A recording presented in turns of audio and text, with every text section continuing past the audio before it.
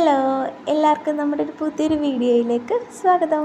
നമ്മളിന്ന് പാവയ്ക്ക കൊണ്ടാട്ടമാണ് റെഡിയാക്കാൻ പോകുന്നത് കേട്ടോ. നമ്മുടെ വീട്ടിൽ തന്നെ ഉണ്ടായ പാവയ്ക്കയാണ്. അപ്പോൾ ഇതെല്ലാം നമുക്ക് പറിച്ചെടുക്കാം കേട്ടോ. വളരെ കുറച്ചേ ഉള്ളൂ. അപ്പോൾ അതുകൊണ്ട് നമ്മളിതെല്ലാം എടുത്തിട്ട് ഒന്ന് കഴുകി വൃത്തിയാക്കി എടുക്കാം കേട്ടോ. പൊടിയും പ്രാണിയൊക്കെ ഉണ്ടാവുമല്ലോ, അതൊക്കെ ഒന്ന് കളയാൻ വേണ്ടിയിട്ട് നന്നായിട്ടൊന്ന് കഴുകി നമുക്ക് ഇത് നടുവിനെ കീറി അതിലത്തെ പാവയ്ക്കയുടെ കുരുവൊക്കെ മാറ്റിയിട്ട് ഒന്ന് ചെറുതായിട്ടൊന്ന് അരിഞ്ഞെടുക്കാം കേട്ടോ. നമ്മൾ കഴുകി കഴിയുമ്പോൾ ഇതുപോലത്തെ അരിപ്പ പോലത്തെ പാത്രത്തിലിട്ട് വെക്കുകയാണെങ്കിൽ ആ വെള്ളമൊക്കെ താഴേക്ക് പോവും. അപ്പോൾ എളുപ്പമായിരിക്കും വെള്ളം കളയാനായിട്ട്. അപ്പോൾ അതൊന്ന് ശ്രദ്ധിക്കുക. നമുക്കിത് പാവയ്ക്കൊന്ന് ചെറുതായിട്ടൊന്ന് അരിഞ്ഞെടുക്കാം കേട്ടോ.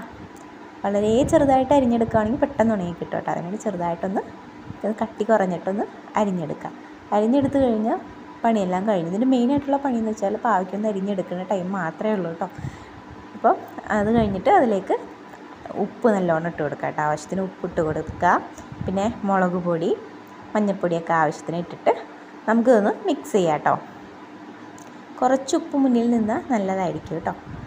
അപ്പം നിങ്ങളുടെ ആവശ്യത്തിന് ഉപ്പും ഒക്കെ എരിവിനും മുളക് പൊടിയും മഞ്ഞൾപ്പൊടിയൊക്കെ ഇട്ട് കൊടുത്ത് നന്നായിട്ടൊന്ന് മിക്സ് ചെയ്തിട്ട് നല്ല വെയിലത്ത് കൊണ്ടുപോയി ഇതുപോലെ മുറോ അല്ലെങ്കിൽ പായോ എന്തെങ്കിലും ഇട്ടിട്ട് മിക്സ് ചെയ്ത പാവയ്ക്ക അങ്ങോട്ട് ഇട്ട് കൊടുക്കുക കേട്ടോ. എല്ലാം അങ്ങോട്ട് ഇട്ട് കൊടുക്കുക. ഇട്ട് കൊടുത്തിട്ട് ഒരു വല എന്തെങ്കിലുമൊക്കെ ഉണ്ടെങ്കിൽ അത് വെച്ച് മൂടി വെച്ചേക്കാം കേട്ടോ. വല്ല കാക്കയോ കിളികളൊക്കെ വന്ന് കൊത്താതിരിക്കാൻ വേണ്ടിയിട്ട് ഇങ്ങനെ മൂടി വെക്കുകയാണെങ്കിൽ നല്ലതായിരിക്കും കേട്ടോ. അപ്പോൾ നല്ല വെയിലത്ത് കിടന്ന് നിന്ന് ഉണങ്ങി കിട്ടട്ടെ. ഒരു 2-3 ദിവസം ഉണ്ടെങ്കിൽ നന്നായിട്ട് ഉണങ്ങി അടിപൊളിയായിട്ട് കിട്ടും കേട്ടോ. ഇപ്പോൾ നല്ല വെയിലും അല്ലേ. അപ്പോൾ പാവയ്ക്കൊക്കെ ഉണ്ടെങ്കിൽ ഒന്ന് ട്രൈ ചെയ്ത് നോക്കാം കേട്ടോ. ഇതൊക്കെ നന്നായിട്ട് ഉണങ്ങിക്കഴിയുമ്പോൾ വീഡിയോയിൽ കാണിച്ചു തരാം കേട്ടോ. അപ്പോൾ നമ്മുടെ ഒരു കുഞ്ഞു വീഡിയോ ആയിരുന്നു. ഇഷ്ടമാകുന്നുണ്ടെങ്കിൽ നമ്മുടെ ചാനലൊന്ന് സബ്സ്ക്രൈബ് ചെയ്ത് ലൈക്ക് ചെയ്ത് ഷെയർ ചെയ്ത് നമ്മളെ സപ്പോർട്ട് ചെയ്തേക്കാം. മറ്റൊരു കുഞ്ഞു വീഡിയോ ആയിട്ട് പിന്നീട് കാണാം.